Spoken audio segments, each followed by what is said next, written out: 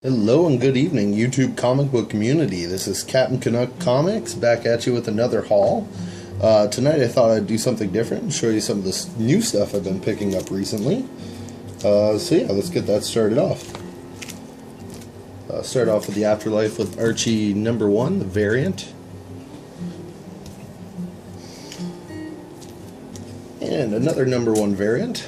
This one I'm actually really psyched to have. It's a dealer incentive that my local store took part in, and essentially about 200 stores worldwide took part in this dealer incentive where if you committed to a couple hundred books, they would put your logo or your local store's logo on the outside of the establishment in the cover of this comic book. So yeah, just kind of cool local memorabilia, and pretty psyched to have that one.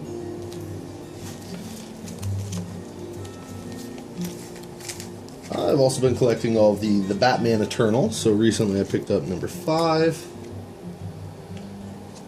number 6, and number 7. Love that cover. This one's a pretty highly sought after book right now, and it's really heating up. This is Nailbiter #1, first print. So I was pretty excited to get that for cover price. I know a lot of shops are charging more than cover for that one right now. Now this book I've been waiting to come out for a while, ever since I heard about it on IGN. Justice League United. Now this title was originally named Justice League Canada, and again, as you all know, I'm really into all the Canadiana stuff, so any Canadian superheroes or essentially anything Canadian I'm really into, so when I heard this was coming out, I was really psyched. Justice League Canada, you know.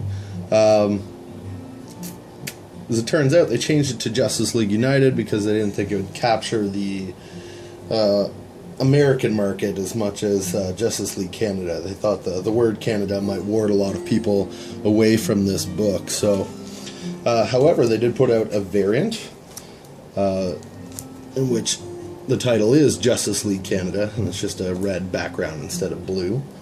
But picked up a couple copies of that, one for me, one for my buddy.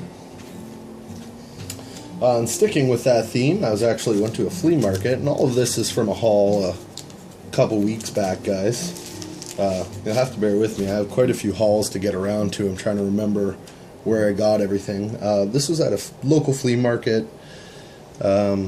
You know, about 20 minutes away from my house.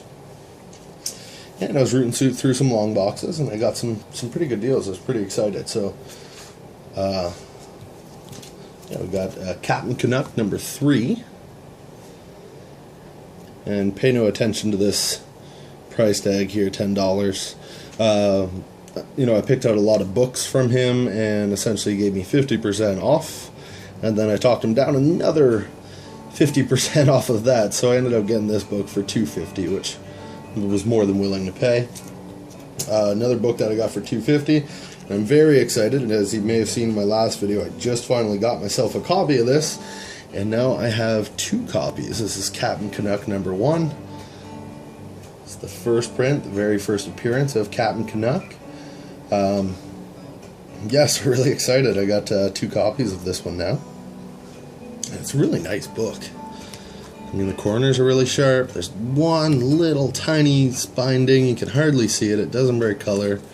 But overall, the book is you know, at least a very fine plus. My other copy is actually a gem mint. Picked this guy up for $1. This is the Savage She-Hulk #2.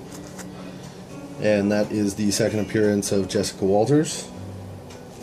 So, you know, pretty psyched to pick that one up for $1. You don't see that very often. The book's in fairly good shape. You know, maybe a very fine minus.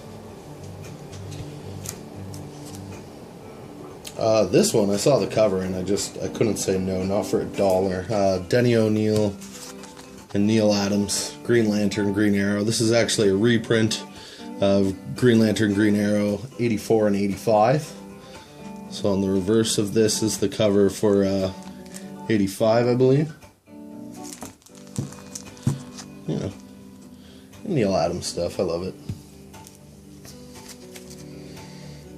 I'm sure you've all seen this. I don't know why I picked this up. It was I got it for like 50 cents, so I couldn't really say no. But this is the Submariner, Tales to Astonish #7.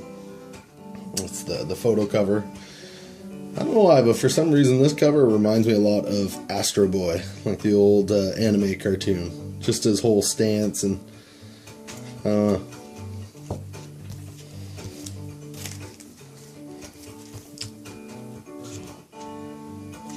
another book I picked up, The 1000. This is Tangled Web #1. Cover done by Glenn Fabry. He does all those awesome painted covers for Preacher. It's an Ennis book. So essentially they did a mini-series, The Tangled Web. It was all sorts of creative teams from some of the indie titles doing their take on Spider-Man, more or less. And this one here, #1, was actually recalled. And sure enough, this is one of the recalled ones, because they did the wrong paper stock on the cover. It's really thin compared to the other two that I got with it. So that would be #2. And #3. They're all in very fine shape. Great looking books. I love these painted covers. Shout out to District 12 Comics. She was actually showing this one off a couple videos ago. X-Force #1, the gold variant. Quite honestly, I looked at this book a few times and I definitely passed it over. I mean, I got an X-Force #1 a few times over in the poly bags with the cards and everything, so I didn't really pay much attention to it when I realized it was a second printing of X-Force #1, but now that she came out and said that it's the more sought after of the two books, I figured why not? I'll finally pick up one of these. Let's clear those out.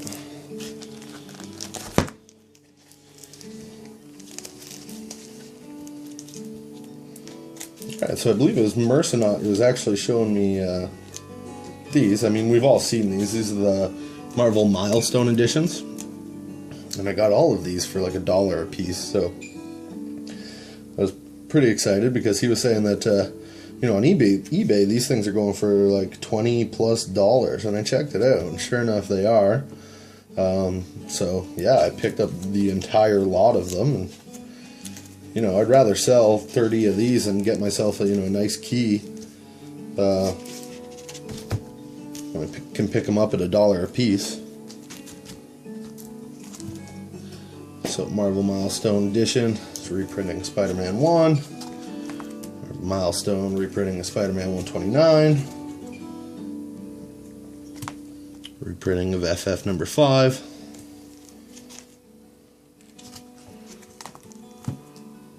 reprinting of FF #1,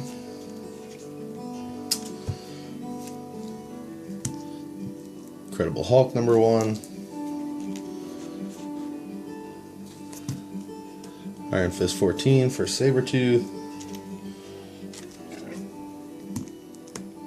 Iron Man 55, and last but not least for the milestones, we got Tales of Suspense #39.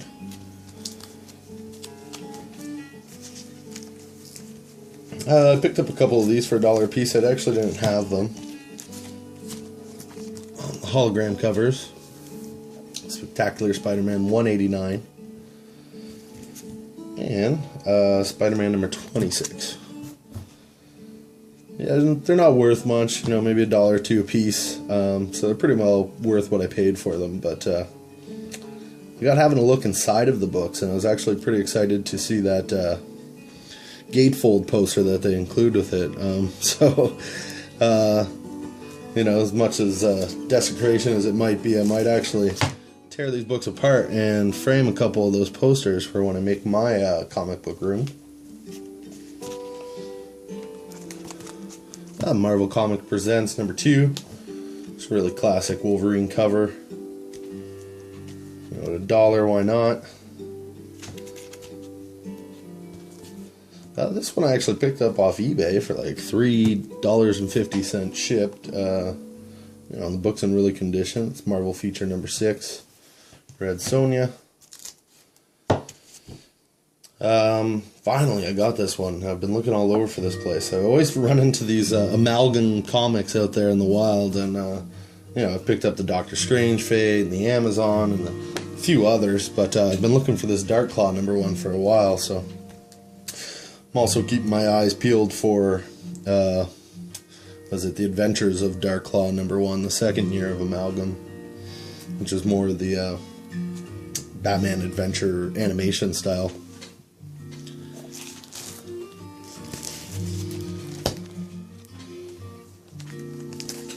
And we got Daredevil 241. I forget who was showing this off in one of their recent videos, but this is really old McFarlane pencils in this one. You know, one of his early works with Marvel, so the book's not really worth a heck of a lot, but it's a really cool cover. And, you know, it's a very minor key, so again, for $1, why not? This one, actually, I just saw in Lightning's video. He just picked up a pretty nice copy of this one, too. This is Batman the Killing Joke. I've been looking for this book for a little while, too, and as it just so happens, I was at that flea market. The guy had it under the glass. He had it out there for $30. But he had gotten like a whole long box of comics, and virtually everything in there was highly overpriced, you know. I kept pulling out stuff that was, you know, we'd find like an old Marvel team-up or something in a beaten-up condition, and they had a price tag on it of $20. So I said, like, listen, are you kidding me? No one's going to pay $20 for this. You know, I might give you $1. So yeah, he knew that the stickers on them were overpriced. Hence, when I saw this at $30, I actually thought that was a good deal. But I made the assumption that this might have been in that same box once upon a time, and told him, you know, $30 is a little steep. Anyways, managed to get it for $10, and this is like a gem mint copy. I can't find anything wrong with this book. Every corner is perfectly sharp.